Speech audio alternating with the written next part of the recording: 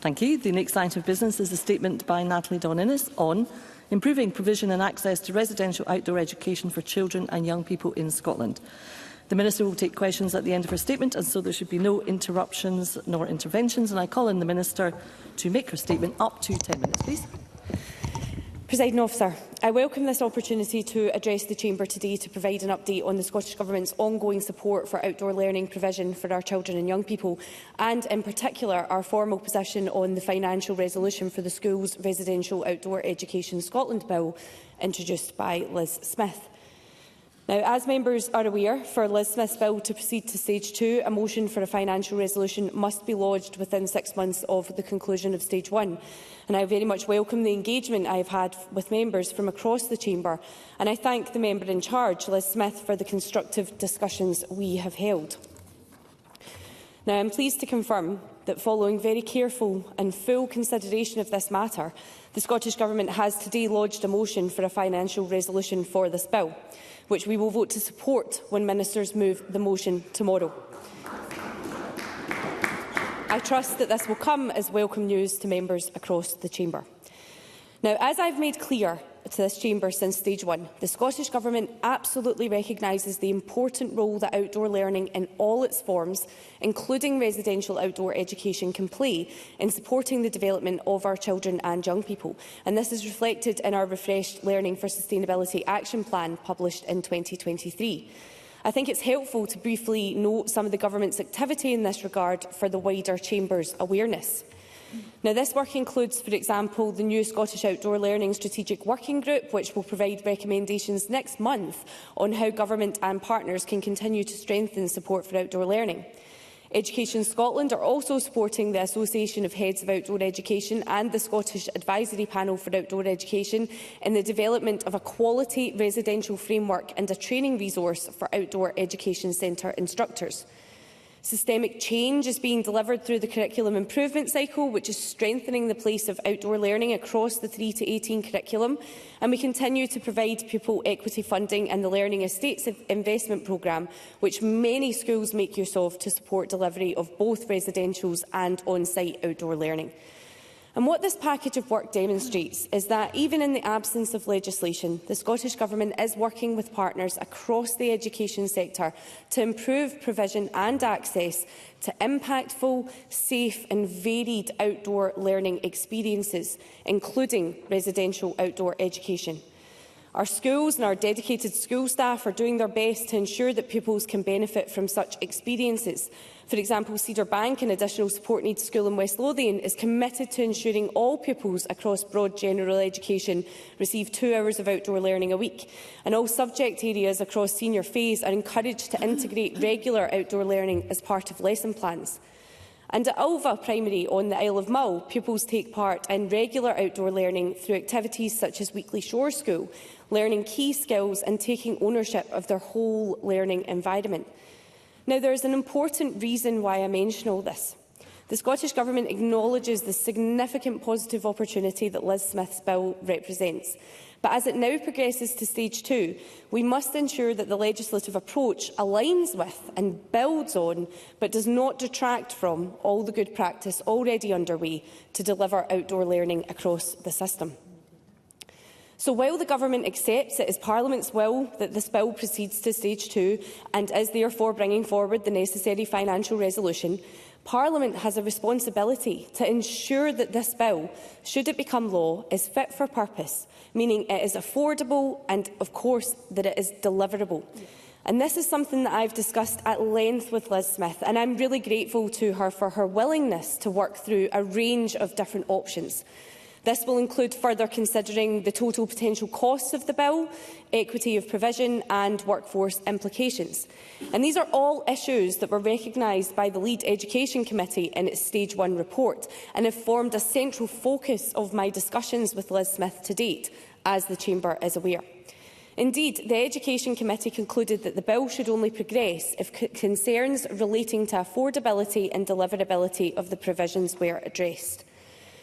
Now, as I say, the Government respects the will of Parliament that was very clearly demonstrated at stage 1 in support of the bill to move forward. The onus is now on Parliament to work with the member in charge and indeed the Government to address the challenges that have been raised in relation to funding. And I can assure members that Government will play our part. The Cabinet Secretary for Education and Skills and I have both discussed with Liz Smith how the Government and the member in charge may look to continue constructively working together as this bill progresses. We've established a shared understanding around this, which is important as we're now beyond the point as set out in standing orders at which Government would otherwise seek to take on the bill as government legislation. Specifically, we've agreed that as the member in charge, Liz Smith will work with Government on stage 2 amendments to address the challenges of affordability and deliverability, namely around the duty to fund, targeting those children who might benefit the most, and a change in commencement. I believe that there is a wider recognition and a willingness across opposition parties to robustly consider amendments that seek to ensure that this bill is more affordable. Amendments must also reflect the need for equity in provision and the time required for the outdoor education sector to build sufficient readiness in advance of any new statutory duties coming into effect. Indeed, further close collaboration with a range of stakeholders, including outdoor education centres, teacher trade unions, COSLA and the Association of Directors of Education in Scotland, will be critical to informing stage 2 considerations. And that's why I'm further pleased to confirm that Liz Smith has also agreed to developing a work plan with Government that will set out activities to be undertaken, as led by the member in charge, in the lead-up to stage 2 proceedings to help further address outstanding concerns and draft amendments. And I have offered to undertake certain engagements with Liz Smith on a joint basis. Support from my officials will also be made available as appropriate to further that policy development and analysis that will be necessary to shape a suitable way forward that can best take account of these outstanding issues. As part of our most recent conversation, Liz Smith has discussed with ministers potential approaches to addressing the known challenges that the bill, as introduced, presents for the teacher workforce. We've also shared initial thinking around the potential role of capital investment in supporting improvements across the outdoor education estate, and these issues require more focused deliberation.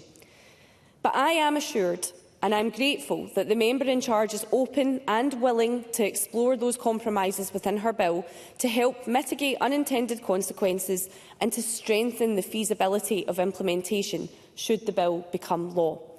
Importantly, we discussed that in working to strengthen the deliverability of the bill, focus must remain on ensuring equity in provision and access to residential outdoor education so that all pupils have the opportunity to experience the range of benefits that such activities can provide. For example, it's widely accepted that residential outdoor education can deliver improvements in personal development, behaviour, attendance and pupil-teacher relationships.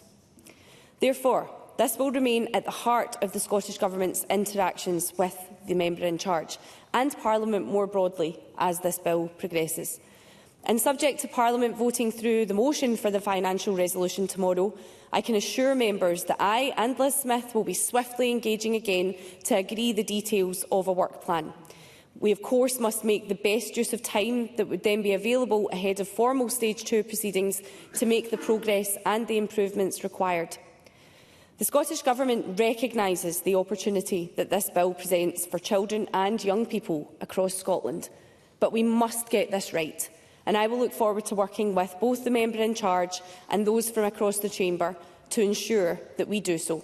I'm now happy to take some questions. Thank you. Thank you, Minister. The Minister will now indeed take questions on the issues raised in her statement. I intend to allow around 20 minutes for questions, after which we will move on to the next line of business. And it would be helpful if those members who would wish to seek to ask a question were to press the request to speak button. And I call Liz Smith, who is joining us remotely. Ms Smith. Thank you, and can I apologise profusely for not being there in person, given the Finance Committee's visit to the Lithuanian Parliament, which is a rather different reason perhaps for not being in the chamber. But can I also say thank you to the Minister for her letter to me this morning and also for the statement. I'm very grateful to her on both counts. I'm absolutely delighted, obviously, that the Scottish Government has seen fit to ensure that the will of Parliament is supported and that they will now lodge the necessary financial resolution to allow the bill to proceed to stage 2. But I'm also delighted that the commitment I received from what I think was an extremely positive meeting last week, that both myself and the Scottish Government and members across the Chamber can work together to ensure that we give the best possible amendments to the process and ensure that we can hopefully pass the bill at stage 3. So I'm very aware that there's still an awful lot of work to be done with this bill, but I have to say I think today is a very good news story for young people right across Scotland. I think it's a good news day for the outdoor education sector, but I also think it's a very good day for MSPs right across the political spectrum who have worked so incredibly hard to ensure that we can persuade ministers why this bill is just so necessary in terms of building the resilience of our young people. So can I ask the Minister just 2 questions? Firstly, would you be able to give me a little bit of a guide as to when she thinks that the Scottish Government can first start the discussions that have to take place at stage 2? And secondly, how long she would envisage that process taking? Thank you. Minister. I'm probably not able to give definitive answers. In terms of when do I want those discussions to start, Ms Smith, I am more than happy to contact Ms Smith following the statement to get arrangements in place to have a follow-up meeting in relation to the matters that we discussed at our meeting last week. So as soon as possible in relation to the first point. In relation to the second point around how long we think deliberations for stage 2 will take, again, I can't give a definitive answer. Ms Smith is aware of the concerns that government have laid out, and I hope that we can get to the bottom of some of those or find solutions for some of those for stage 2 amendments. I can't necessarily advise how long that will take, but as I've said, I'm very willing to engage with both Ms Smith and the associated groups that will be related to those concerns in order to get a way through this for stage 2. Pam Duncan-Clancy. Thank you, Presiding Officer, and I thank the Minister for advance sight of the statement. I welcome the fact that the Government have decided today to lay the resolution for this important bill, because outdoor education experiences are crucial for young people, and in particular young people with ASN. However, evidence to the committee found that a number of young people with ASN were missing out, and that this, of course, is unjust and unfair. So can I ask the Minister, in the time that it has taken to make the decision on the financial resolution, and come back to the Chamber on this, can she set out what work she's done to establish what's needed to ensure access for pupils with ASN, and what can she say to reassure Parliament today that the needs of those pupils will be fully considered as the Government engages as the bill progresses through Parliament? Minister. This has been a key consideration for Government in our deliberations in relation to the financial resolution, and I think I set some of that out to the member at committee. We have found similar issues, that there are pupils and children with additional support needs who are not necessarily getting that experience. And equally, one of the issues with the bill is that we're not sure that the centres and the capacity is necessarily there to deal with the number of children and the range of very complex needs. So I can assure the member that going forward in terms of looking towards stage 2, that is absolutely a key consideration, because we want to ensure equity for all children in relation to residential outdoor experiences. I call George Adam to be followed by Miles Briggs. Mr Adam. Thank you, Presiding Officer. Among the many issues with this bill as it's currently drafted, and has been mentioned here today, is the issue of costings. Can I ask the Minister how the member in charge improved the cost estimates, and whether the financial memorandum is still at best a guesstimate, at worst a complete fiscal fantasy? And can the Minister give me detail as to how the measures contained within the bill will be financed? Minister. So I've been quite clear that the Government's position is that the proposals in this space must be both affordable, they must support equity, as I've just advised, and for deliverability give due consideration to the expectations placed on teachers to organise and take part in these trips. Now, the proposals brought forward by Liz Smith MSP to adopt a transitional or a phased approach to delivery, alongside potentially targeting of funding to support primary school pupils with additional support needs and those in deprived circumstances, are truly welcomed in this regard. And we've also had further discussion around some of those aspects in our meeting last week. But of course, the total costs cited in the financial memorandum are extensive and underestimate the total potential costs of the bill as introduced. And it's these aspects that we really need to zone in ahead of stage 2, because it's not just about the costs on the face of the bill, it's about the unknown costs as well. I call Miles Briggs to be followed by Stuart McMillan. Thank you, Deputy Presiding Officer. And can I genuinely welcome what I think is a change of attitude from ministers, and I hope genuinely they'll be working to help the member deliver the will of Parliament and deliver this bill and other private members' bills going through Parliament. So can I ask the Minister what steps the Scottish Government will now take with local authorities and representatives of teachers to look at how this bill can be delivered, especially given some councils, including my own Edinburgh City Council, already are delivering this policy and the huge opportunity it can present to councils? Minister. I thank Miles Briggs for those points. I would reiterate to the Chamber today that I would just remind them that this is Liz Smith's bill, and it is up to Liz Smith to deal with some of the concerns and the challenges that are ahead. However, as I set out in my statement, I am more than happy to not only engage with some of these organisations alongside Ms Smith, but to continue discussions around those points as well. And I think in terms of engagement with COSLA and teachers' unions, I believe I did say that, again, I would meet jointly with Ms Smith. COSLA have some real concerns around the affordability aspects and the equity of provision and the workforce capacity. Something that was also discussed at length in a meeting that I had with trade union representatives. So I really just want to assure Mr Briggs that Government is very alive to these issues and is willing to work with Liz Smith to find a solution or a way to bring costs down. I call Stuart McMillan to be followed by Martin Whitfield. Thank you, Presiding Officer. Following on from that final point there that the Minister touched upon, can the Minister say what engagement has taken place with local authorities up to this point and whether local government actually supports the bill as it's currently framed? Minister. So I met, as I've said, I've met with the COSLA spokespeople on the 6th of August, and officials have had ongoing engagement with COSLA officers and the Association of Directors of Education in Scotland. COSLA also have written both to me and to the member in charge, expressing similar concerns to those of the Government and the Education Committee regarding the costs, equity and workforce implications, as I've laid out to Mr Briggs. I think going forward it will be important to engage with COSLA again, and equally we hear some very good examples of how individual local authorities are driving this agenda forward, so I think it will be important to engage with those as well. I call Martin Whitfield to be followed by Emma Harper. I'm very grateful, Deputy Presiding Officer. The Minister spoke that the Government respects the will of the Parliament, and this is as it should be, although it is a U-turn for the Scottish Government in the way this part of the bill has been progressed so far.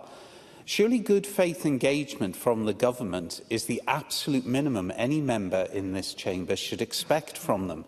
So, I am glad that the Minister has said that she will commit to engage in good faith with Liz Smith on this bill going forward. Will she also make that commitment to all of the parties and representatives that sit in this chamber, both with this bill and as other bills progress? Minister.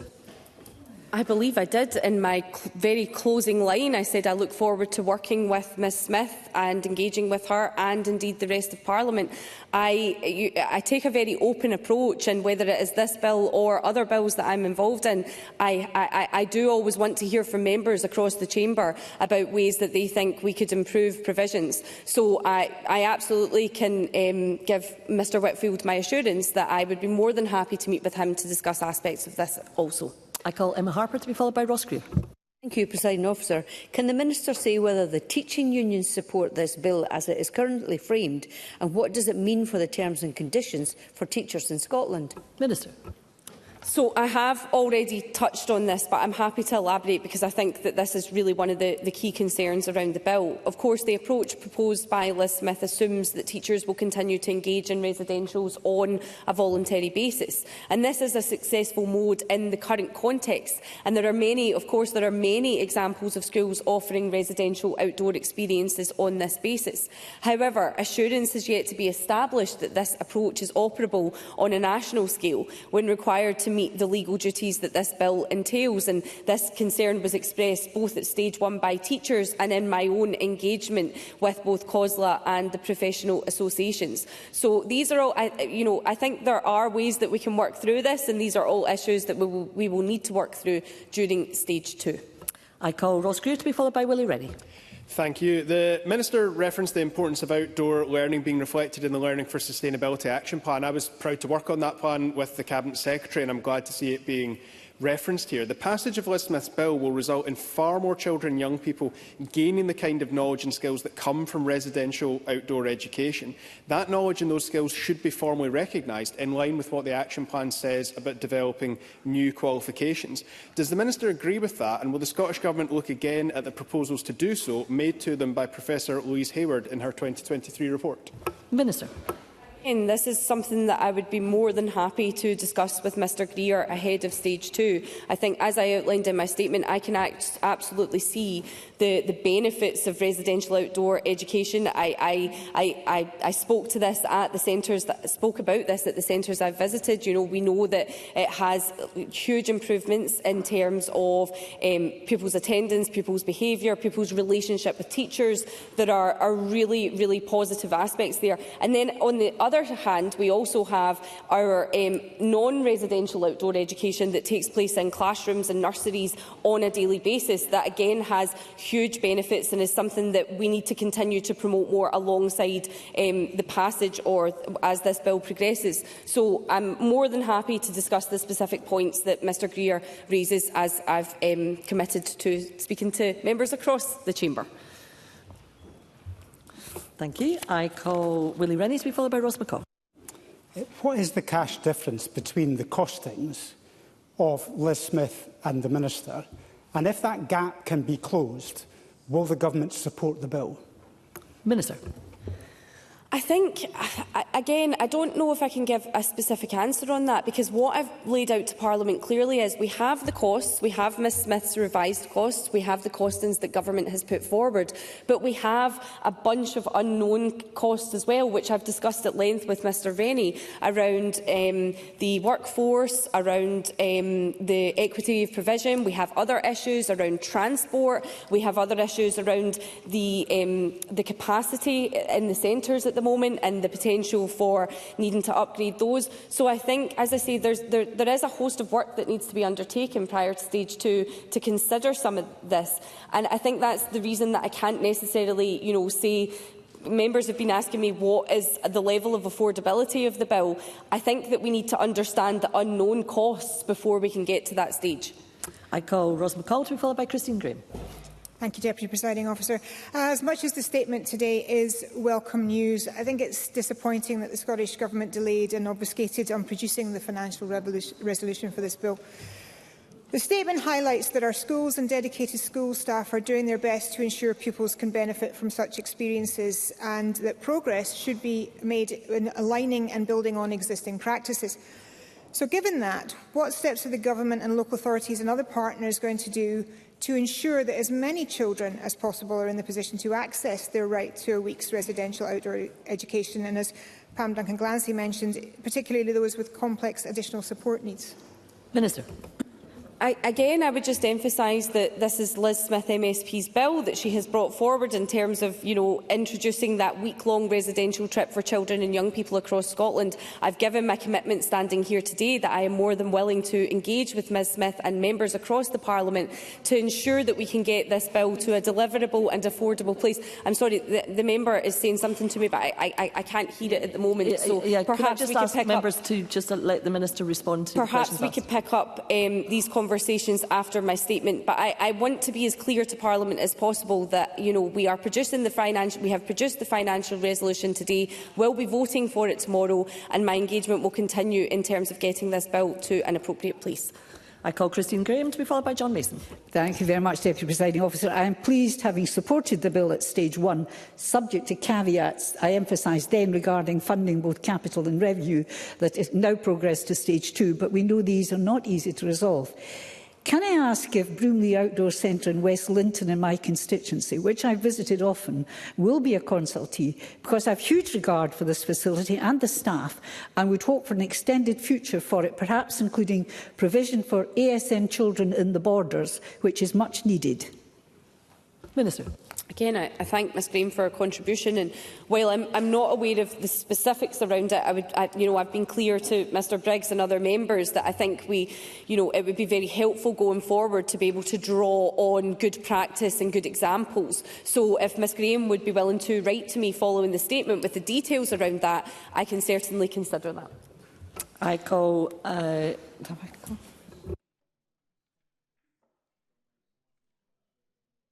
Pardon me. I call John Mason to be followed by Claire Adamson. Thank you very much. I have to say I have major reservations about this, and I would press the Minister further. What kind of cost are we committing to here? Is this a blank cheque? Is it 40 million? Is it 60 million? What are you committing to? Minister. Well, as I've said, members have the finances in front of them at the moment, and I am very, very aware of Mr Mason's concerns that, again, we have discussed at length. I think, I've been very clear today that although this is the approach that we're taking, government is still concerned around some of those specific aspects of affordability.